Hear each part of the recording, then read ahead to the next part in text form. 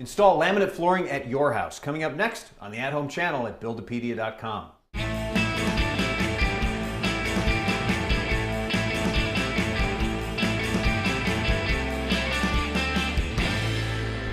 Laminate flooring has become a really popular choice due to the fact that it's durable, economical, and it's easy to install. Hi there, I'm Jeff Wilson, and today we are going to show you how to install laminate flooring. One of the great things about today's laminate flooring is it doesn't require glue or fasteners to install. It just clicks together and floats above the subfloor. Luckily, we've got a pro here to help us today, Andy from the Flooring Studio. Thanks for stopping by. Pleasure to be here. Giving us your professional tips. What kind of flooring are we installing today? Today we'll be installing a self-locking laminate. Oh, okay, and this is pretty floor. It's looks like a dark mahogany color, and it's got some sort of rustic marks on it. Yes. Okay, it's pretty. And you know, as far as our subfloor goes, is there anything special we have to think about here?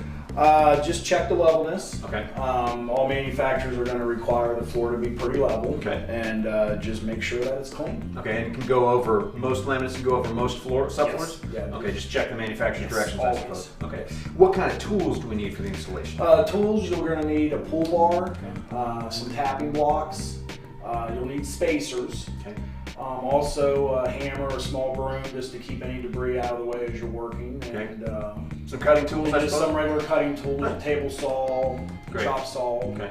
I noticed that the quarter round, we've already taken that out, the shoe mold from around the room, so we're ready to get to the install. But what is our first step then? First step is we're roll out the pad. Okay, well let's do that. Okay.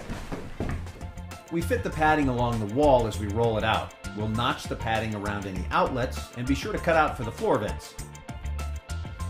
Okay, so on the second row of this, we butt it up here, and then there's an adhesive here, so we just pull that tab off? Right, yeah. And as that comes off, this will help secure the vapor barrier. Gotcha. And bring the two pieces together. With the padding down, we start laying out the first row of flooring. Andy starts with a full piece in the corner and marks the areas to cut for the floor vents and appliance outlets. The laminate can be cut with just about any power saw. A table saw and a jigsaw will cover the majority of cuts we need to make. All right, Andy, so there's an awful lot of cutting here. Not everybody's going to have that on their first course, but now we're ready to get some of these pieces installed. And I guess we should say that every manufacturer has a slightly different installation, so definitely check the directions before you get started. As we install, we're going to have some spacers, right? Right, yep. We're using that to keep you about a 1/4 inch off the wall. Okay. Put one in the end too. Okay. And that keeps that gap all the way Right. around then. There you go. That's your first. And it just, so it's a 45-degree angle and you're going to lay it down. And kind of lay it down just on your first rows though. And we want to get, what, 2 or 3 rows in, and then it's going to It'll start beef it up and it'll start straightening back. Yeah, it'll start to hold together. So don't be alarmed when the first row, if it's still Moves kind a of little moving bit. a little bit, Yeah. it'll be okay. It's Okay. supposed to do that. Let's keep at it here. Now, as far as gaps go for your butt joints, what do we need to do? Each product is different. This particular product, you can be 6 to 8 inches on your end Okay. joints, but no closer. Right. And that's just for the strength and rigidity of the end, so it Okay. doesn't separate or anything. Good deal. Well, I noticed you got several different boxes that you're pulling from Yes. all at once. Why is that? Yeah, we do that just for color matching. If you pull from if you just pull from one box, if it's one different shade, it just gives you a better mix. Right, because you're for the mixing end different product. boxes across. Right, the yeah, whole- so you get a more general flow through it. And how do these click together? Easiest way to do it is once you get it together, you're going to want to take your next piece and kind of get it in the groove of the piece you're going to snap into and kind of slide it back and forth. So you're holding Make it sure- like a 45-degree Yeah, angle? about a 45-degree angle. Once you get close, you've got this end down here, which is where the tongue goes in. Mm-hmm. You just want to get that pretty close to the end of the other board. And you use the block so you're not going to damage that piece. Right, yeah. You want to be up on the edge. You necessarily don't want to tap the card, the lighter, but you want to actually hit the finished edge and just start giving it a Once the first few rows are locked together, we really start making progress. To start each row, we use the staggered starter pieces with a spacer against the wall. Then it's lift, lock, and tap several full pieces into place. It doesn't take long to work our way to the other side of the room. To finish each row, we cut the end pieces so we have the same 1/4 inch gap against the wall. To install the end pieces, we lift and lock them into the previous row. But here, we need to use a pry bar or a tapping bar to slide and lock the ends of the boards together. Okay, Andy, so run us through how we're going to get this stair nosing in here at the top of the stairs. It looks like what we want to do is make sure that the flooring runs all the way up to the point where it would go into this groove, right? Right. Yeah.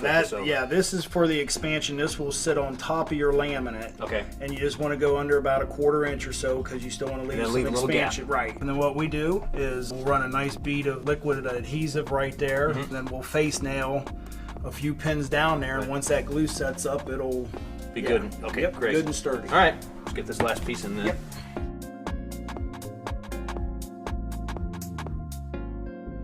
At the doorways, we use a jam saw to trim the bottom of the door casing. A scrap piece of flooring sets the proper height. A chisel helps to remove any leftover pieces. Then we can slip the final piece under and lock it into place. All right, Andy, so we're coming to the transition between our laminate flooring and the carpeting here. What are we gonna do? The transition that we're using, they're called 4-in-1s. You can make 4 different items out of one thing. Okay. Just the way that they snap into the metal track. Okay, so you put a metal track down and Right. then you lay your flooring right up next to it, and then you can run the piece of transition right into there. Right Okay, into there, and that'll, covers up each side. Each side, and it gives you a nice finished edge. Great, okay. So what are we going to do then? How are we going to put it in? Okay, now today, because the laminate's a little bit thicker, we're going to need to put a shim underneath this to build this up. Gotcha. You want about the top of this rail to be about even with this. I see. You just want to make this square with the edge. So we'll just, measure over 3.5 inches, make sure. And then we're going to screw that track right down in there, and then we'll finish the floor, and then we'll put the transition on. Sounds good. Let's do it. Okay. Andy taps the transition strip into the rail and tucks the carpet under. Our last step is to reinstall the shoe molding to cover the expansion gaps along the baseboard. All that's left is to move the appliances and furniture back into the finished room. Well, Andy, this floor looks great. It went together pretty quickly. Yes, very good. Now that it's in, how are we going to maintain it? Very, very lightly damp mopping with a laminate floor cleaner. Vacuum or sweep every now and then. Vinegar, water, 50-50 solution will cut any residue or buildup. Take it back to its original shine or whatever, and just remember, very, very lightly damp mop. Okay, sounds good. Thanks for all your help. No problem. Thank you. Great job. Well, that's all there is to it. Installing laminate flooring is a job that you could do at your house. I'm Jeff Wilson. Thanks for stopping by, and come back often for more how-to tips and tricks on the at-home channel at buildopedia.com. And subscribe.